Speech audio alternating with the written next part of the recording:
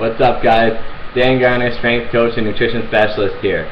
Today I'm going to talk about water and hydration and its effects on muscle building, fat loss, and athletic performance.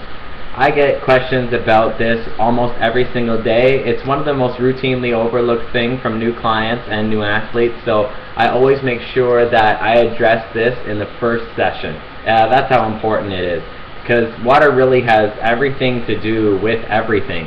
2/3 of the earth is made up of water. 2/3 of our body is made up of water, and even at a cellular level, our cells are largely comprised of just water as well. I mean, it has everything to do with everything. So its effects on athletic performance, strength, muscle building, fat loss are drastic, and we're going to talk a little bit about that today. I'm hoping to clear some things up. So when we talk about taking in calories or whatever in liquid form, one of my first rules is don't drink your calories. I mean, 22% of North Americans' calories come in the form of liquid, and this is not a good habit. It doesn't take a rocket scientist to know that these 22% of calories are coming from sugary sources, things like Coke and Pops and slushes or whatever it is. So I'm a big advocate in don't drink your calories, unless it's post-workout. I do think that to optimally replenish your glycogen stores and get a good protein synthesis post-workout, that you should be taking a good combination of carbohydrates and protein after your workout, but everything after that should be whole foods. But back to water, because this is what this is about. When we talk percentages of water loss and the consequences of that percentage water loss, just 0.5% of water is going to result in cardiac stress.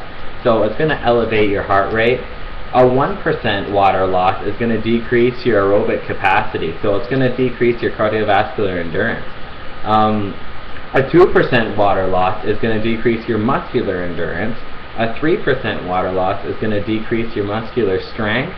And a 4% water loss is going to decrease your mental capacity. And this is important for you athletes, because it's going to decrease your mental capacity. It's going to decrease your ability to read the field and read the plays and remember everything that's going on. And it's important for you gym goers, because if you're decreasing your mental capacity, you're decreasing your neural drive and your focus during and in between sets.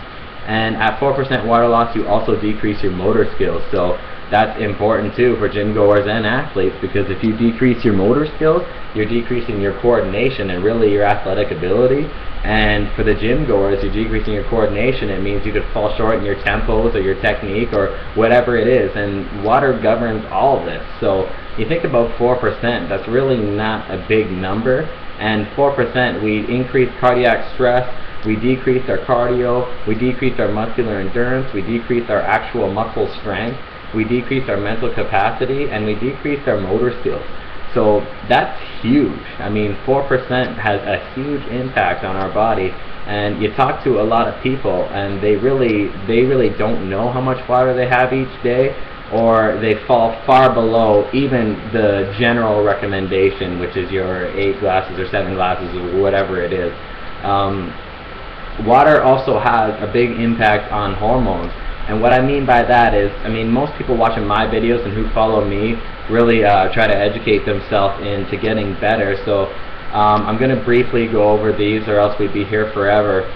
There's a stress hormone called cortisol, and it rises in the body no matter what kind of stress you're under. So if it's an emotional stress, if it's physical stress, if it's a nutritional stress, if you didn't have enough sleep, if it's psychological issues, if it's environmental issues, there's a lot of things that can cause different forms of stresses, but these stresses will produce the same hormone, and that's cortisol. And cortisol wreaks havoc on the body. You don't want high cortisol levels. There's times where cortisol is your friend, but outside of those times, you don't want it high. I mean, you want it high in the morning and you want it high during exercise, but aside from that, you want it low, because it does wreak havoc on the body. Where I'm going with this is cortisol runs inversely with testosterone. So if your cortisol is high, your testosterone is going to be low. If your testosterone is high, your cortisol is going to be low. And studies show that just in a slight state of dehydration, you're going to elevate cortisol. So if we're elevating cortisol with dehydration, that means we're decreasing our testosterone just by not drinking water. And you guys know testosterone is important for burning fat, building muscle, and having energy throughout the day. It's important for that competitive vigor while you're during the game and while you're training. Testosterone is important for recovery. It plays a role in a lot of things, body composition and athletic performance related. And if we can keep it higher just by simply drinking some glasses of water, I'm going to do that every day, all day. Okay? General recommendations for general population and athletes is half of your body weight in ounces of water a day. So if you're a 200-pound guy, you're going to have 100 ounces of water a day. If you're 150 pounds, you're going to have 75 ounces of water a day. If you're 100 pounds, you're going to have 50 ounces of water a day. Just take your weight in pounds, cut it in half, and then that's how many ounces of water you should have a day. And by water, I mean pure water. So not water added to your protein shakes, or not water added to carbohydrate drinks or anything like that. I'm talking pure water. And above and beyond that, you can have tea and coffee. I'm a big advocate of drinking tea and coffee. Despite popular belief based on nothing, some people think that having coffee and tea can be bad for you. It's not. Coffee and tea has tons of great health benefits. So that's another video all in and of itself. But I do encourage the drinking of coffee and tea, as long as you're getting your appropriate water intake too. So drink half your body weight in ounces of water a day. For every hour of exercise performed, I like to have an additional 4 cups of water.